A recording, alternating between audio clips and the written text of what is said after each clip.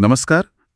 आज आपण महाराष्ट्र शासनाच्या एका महत्त्वाच्या दस्तावेजावर म्हणजे एका शासन निर्णयावर सविस्तर चर्चा करणार आहोत. हा निर्णय आहे 22 एप्रिल 2025 रोजीचा आणि तो निलंबित शासकीय कर्मचाऱ्यांच्या प्रकरणांशी संबंधित आहे. हो.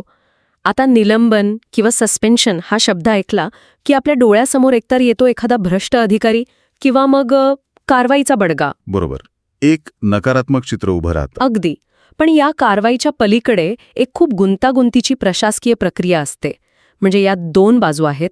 एकीकडे प्रशासकीय शिस्त आणि कायद्याची अंमलबजावणी. हो, आणि दुसरीकडे आहे त्या कर्मचाऱ्याचे मानवी हक्क. या दोन्हीमध्ये समतोल साधण्याचा प्रयत्न म्हणजे हा शासन निर्णय. आज आपण पाहणार आहोत की हा समतोल नेमका कसा साधला जातोय. तुम्ही अगदी बरोबर फ्रेमवर्क मांडलाय. ही केवळ एक म्हणजे प्रशासकीय कारवाई नाहीये. यात सर्वोच्च न्यायालयाचे निर्देश आहेत, कर्मचाऱ्यांचे हक्क आहेत आणि शासनाची जबाबदारी. या सगळ्याचा एक नाजूक समतोल आहे. खरंय. अनेकदा वाटतं की एकदा निलंबित झालं की प्रकरण संपलं, पण खरी प्रक्रिया तर खरं तर तिथून सुरू होते. चला तर मग या शासन निर्णयातील बारकावे टप्प्याटप्प्याने उलगडून पाहूया. नक्कीच. चला मग थेट मूळ मुद्द्यावर येऊया. या शासन निर्णयाची सुरुवातच सर्वोच्च न्यायालयाच्या एका महत्त्वाच्या निकालाने होते. अजय कुमार चौधरी विरुद्ध युनियन ऑफ इंडिया. हो. असं दिसतंय की हा निकालच या संपूर्ण प्रक्रियेचा आधारस्तंभ आहे. या निकालाने असं काय बदललं? अगदी. या निकालाने एक अत्यंत महत्वाची कालमर्यादा घालून दिली आहे. याच्या आधी कसं व्हायचं की कर्मचारी वर्षानुवर्षे निलंबित असायचे. म्हणजे प्रकरण तसंच लटकलेलं. हो, तसंच टांगणीला. त्याला एक प्रकारचं प्रशासकीय लिंबो म्हणता येईल. म्हणजे कर्मचारी न कामावर आहे, न त्याच्यावरचा आरोप सिद्ध झालाय. म्हणजे सर्वोच्च न्यायालयाने हेच ओळखलं की हा केवळ प्रशासकीय विलंब नाही, तर तो त्या व्यक्तीच्या जगण्याचा म्हणजे मानवी हक्कांचा प्रश्न आहे. त्यामुळे न्यायालयाने एक अतिशय स्पष्ट चौकट घालून दिली. त्यानुसार जर निलंबित कर्मचाऱ्यावर 3 महिन्यांच्या आत दोषारोपपत्र म्हणजे चार्जशीट दाखल झालं नाही, ओके, किंवा त्याच्याविरुद्ध शिस्तभंगाची कारवाई सुरू झाली नाही, तर त्याचं निलंबन पुढे चालू ठेवता येणार नाही. त्याला सेवेत परत घ्यावंच लागेल. 3 महिन्यांची एक स्पष्ट डेडलाईन. पण इथे कारवाई सुरू झाली याचा नेमका अर्थ काय? कारण प्रशासकीय भाषेत प्रत्येक शब्दाला एक विशिष्ट अर्थ असतो. हो, आणि शासन निर्णयात ती स्पष्टता दिलेली आहे. 2 प्रकारची प्रकरणं असतात. एक म्हणजे शिस्तभंगाची कारवाई. म्हणजे कामात हलगर्जीपणा किंवा गैरवर्तन असं काहीतरी. अगदी. अशा प्रकरणात ज्या दिवशी कर्मचाऱ्याला दोषारोपाचे ज्ञापन म्हणजे मेमोरँडम ऑफ चार्जेस दिलं जातं लेखी स्वरूपात, त्या दिवसापासून कारवाई सुरू झाली असं मानलं जातं. अच्छा, म्हणजे फक्त तोंडी सांगून नाही, तर जंशिक आरोपपत्र दिल्यावरच. आणि दुसरा प्रकार म्हणजे फौजदारी प्रकरणं. म्हणजे लाचलुचपत किंवा इतर गंभीर गुन्हे. यात पोलीस ज्या दिवशी न्यायालयात तक्रार किंवा अहवाल म्हणजे चार्जशीट दाखल करतात, त्या दिवसापासून कारवाई सुरू झाल्याचं मानलं जातं. आणि हे 3 महिने कसे मोजले जातात याबद्दलही स्पष्टता दिलेली आहे असं दिसतंय. हो, अगदी. उदाहरण देऊन समजावलं आहे. 10 जानेवारीला निलंबित झालेल्या कर्मचाऱ्यासाठी 3 महिन्यांचा कालावधी 9 एप्रिल रोजी पूर्ण होईल. यात कोणताही गोंधळ होऊ नये याची काळजी घेतली आहे. ठीक आहे. म्हणजे 3 महिन्यांच्या आत कारवाई सुरू झाली पाहिजे, नाहीतर निलंबन रद्द. पण समजा मुदतीत कारवाई सुरू झाली, मग काय? मग ते निलंबन पुढे कितीही काळ चालू शकतं का? मग तर पुन्हा तीच प्रशासकीय लिंबोवाली परिस्थिती. नाही. आणि इथेच या प्रक्रियेतला दुसरा आणि अत्यंत महत्वाचा टप्पा सुरू होतो. तो म्हणजे निलंबन आढावा समिती. Suspension review committee. हो. विशेषतः फौजदारी किंवा लाचलुचपत प्रकरणांमध्ये 3 महिन्यानंतर निलंबन पुढे चालू ठेवायचं की नाही याचा निर्णय कोणताही एक अधिकारी स्वतःच्या मर्जीने घेऊ शकत नाही. म्हणजे त्याला समितीची शिफारस बंधनकारक आहे. आता या समितीत नक्की कोण असतं? म्हणजे हा निर्णय घेणारे लोक कोण आहेत? यात निष्पक्षपातीपणा कसा जपला जातो? तुम्ही खूप महत्वाचा प्रश्न विचारला आहे. निष्पक्षपातीपणा जपण्यासाठीच समितीची रचना विचारपूर्वक केलेली आहे. वेगवेगळ्या स्तरावरील कर्मचाऱ्यांसाठी वेगवेगळ्या समित्या आहेत. अच्छा.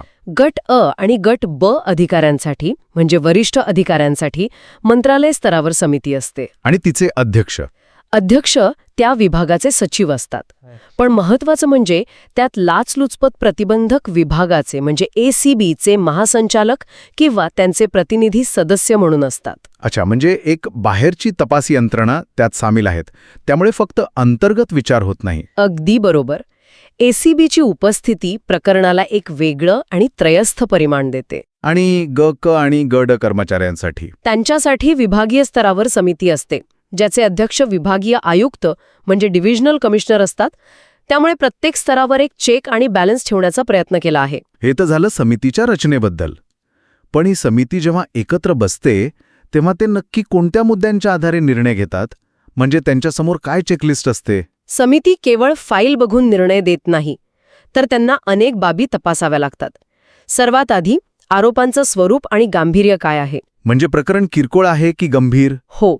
दुसरं, पोलीस तपास किंवा न्यायालयीन प्रकरणाची सद्यस्थिती काय आहे, तपास कुठपर्यंत आला आहे. तिसरं, आत्तापर्यंत निलंबनाचा कालावधी किती झाला आहे. म्हणजे समिती केवळ आरोपांवर लक्ष केंद्रित करत नाही, तर प्रशासकीय दिरंगाईवरही लक्ष ठेवते. बरोबर. आणि अजून एक महत्वाचा निकष म्हणजे शासनाला निर्वाह भत्त्याच्या स्वरूपात किती खर्च सोसावा लागत आहे. हो, कारण निलंबित कर्मचाऱ्याला घरी बसून अर्धा पगार द्यावा लागतो. अगदी. यासोबतच त्या कर्मचाऱ्याला सेवेत परत घेतल्यास तपासावर काही परिणाम होईल का, तो साक्षीदारांवर दबाव टाकू शकतो का, आणि त्याची पूर्वीची सेवा कशी होती, त्याचा रेकॉर्ड कसा आहे. हो, या सगळ्या मुद्द्यांचा सर्वांगीण विचार करून समिती लेखी कारणांसह आपली शिफारस देते. ठीक आहे. समजा समितीने या सर्व मुद्द्यांचा विचार करून ठरवलं की आता निलंबन पुढे चालू ठेवण्याची गरज नाही. त्यांनी तशी शिफारस केली. मग पुढे काय होतं? त्या कर्मचाऱ्याला त्याच्या मूळ जागी, मूळ पदावर पुन्हा पाठवलं जातं का? नाही, तसं सरसकट होत नाही. इथे प्रशासन खूप काळजी घेतं. याला पुनःस्थापना म्हणतात, पण ही पुनःस्थापना शर्त असते. सहसा अशा कर्मचाऱ्याला अकार्यकारी म्हणजे नॉन एक्झिक्युटिव्ह पदावर नियुक्त केलं जातं. अकार्यकारी पद म्हणजे नेमकं काय? म्हणजे असं पद जिथे त्या कर्मचाऱ्याचा थेट जनतेशी संपर्क येत नाही किंवा त्याला महत्त्वाचे आर्थिक किंवा प्रशासकीय निर्णय घेण्याचे अधिकार नसतात. अच्छा. ते नियम खूप महत्त्वाचे आणि कडक आहेत. ते काय आहेत? यात शासन प्रतिमेचा आणि तपासातील संभाव्य हस्तक्षेपाचा विचार केलेला आहे. नियम असे आहेत की जर राज्यस्तरीय कर्मचारी असेल तर त्याला त्याचा मूळ रहिवासाचा महसुली विभाग आणि जिथे तो निलंबित झाला तो विभाग, हे दोन्ही सोडून तिसऱ्याच विभागात नेमलं जातं. म्हणजे समजा पुण्यात काम करणारा एक अधिकारी जो मूळचाही पुणे महसुली विभागाचा आहे, तो निलंबित झाला. आता त्याला पुणे विभागात कुठेच पोस्टिंग मिळणार नाही. बरोबर. त्याला नागपूर, औरंगाबाद किंवा इतर विभागात पाठवलं जाईल. आणि खालच्या स्तरावर तोच नियम तिथेही लागू होतो. विभागीय स्तरावरील कर्मचाऱ्याला त्याचा मूळ जिल्हा आणि कामाचा जिल्हा सोडून दुसऱ्या जिल्ह्यात नेमणूक दिली जाते आणि जिल्हास्तरीय कर्मचाऱ्याला त्याचा मूळ तालुका आणि कामाचा तालुका सोडून इतर तालुक्यात पदस्थापना दिली जाते. म्हणजे थोडक्यात काय तर प्रकरण पूर्णपणे निकाली निघेपर्यंत त्या कर्मचाऱ्याला त्याच्या प्रभाव क्षेत्रापासून पूर्णपणे दूर ठेवायचं. अगदी बरोबर. हाच त्यामागचा उद्देश आहे. आत्तापर्यंत आपण फौजदारी प्रकरणांबद्दल बोललो, जिथे आढावा समितीची भूमिका महत्वाची आहे. पण अशी काही प्रकरणं आहेत का जिथे हे नियम वेगळ्या पद्धतीने लागू होतात? काही अपवाद आहेत का? हो आहेत. उदाहरणार्थ, जर प्रकरण फौजदारी नसेल, म्हणजे फक्त विभागीय चौकशी सुरू असेल, तर निलंबनाचा आढावा घेण्यासाठी समितीची गरज नसते. संबंधित शिस्तभंग विषयक प्राधिकारी म्हणजे जो त्याचा बॉस आहे, तो स्वतःच आढावा घेऊन निर्णय घेऊ शकतो. अच्छा. पण इथेही सर्वोच्च न्यायालयाचा 3 महिन्यांचा नियम तसाच लागू होतो.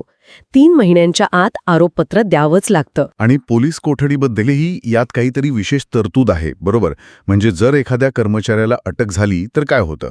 हो, ती एक विशेष परिस्थिती आहे.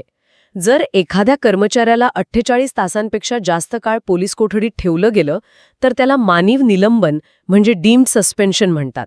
मानीव निलंबन म्हणजे त्याला वेगळा आदेश काढून निलंबित करायची गरज नाही, कायद्यानुसार तो आपोआप निलंबित मानला जातो. बरोबर, अगदी बरोबर. अटक झाल्याच्या क्षणापासून तो निलंबित समजला जातो. पण इथे एक खूप महत्वाचा आणि सूक्ष्म फरक आहे. तो काय? या प्रकरणात आढावा घेण्यासाठी जी 3 महिन्यांची मुदत मोजली जाते ती त्याच्या अटकेच्या दिवसापासून नाही, तर त्याच्या सुटकेच्या दिवसापासून सुरू होते. अरे वा, म्हणजे अटक झाल्यापासून नाही तर सुटल्यापासून 3 महिने मोजले जातात. हा तपशील खूप महत्वाचा आहे. नक्कीच. अजून एक महत्वाची तरतूद आहे. समजा कनिष्ठ न्यायालयाने एखाद्या कर्मचाऱ्याला निर्दोष मुक्त केलं. कनिष्ठ न्यायालयात अपील करायचं आहे. तरी सुद्धा शासन अपील करणार आहे या कारणास्तव त्याला निलंबित ठेवता येत नाही. म्हणजे त्याला सेवेत पुन्हा घ्यावंच लागतं. हो, अर्थात ही पुनःस्थापना वरिष्ठ न्यायालयाच्या अंतिम निर्णयाच्या अधीन असते. आणि जर एकाच कर्मचाऱ्यावर 2-3 वेगवेगळे प्रकरणं चालू असतील तर एका प्रकरणात दिलासा मिळाला पण दुसरं प्रकरण सुरूच आहे, मग काय? अशा वेळी त्याला लगेच कामावर घेतलं जात नाही.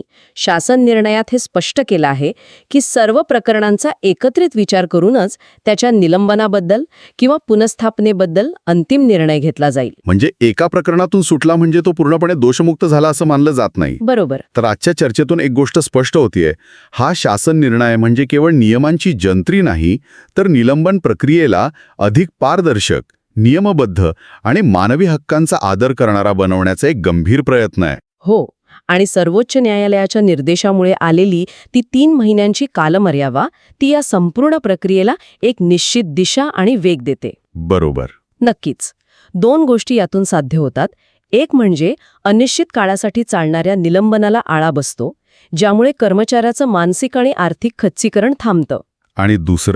आणि दुसरं म्हणजे प्रत्येक टप्प्यावर लेखी कारणांसह निर्णयाची नोंद ठेवणं बंधनकारक केल्यामुळे प्रशासकीय अधिकारांचा वापर अधिक जबाबदारीने आणि पारदर्शकपणे केला जाईल ही अपेक्षा आहे.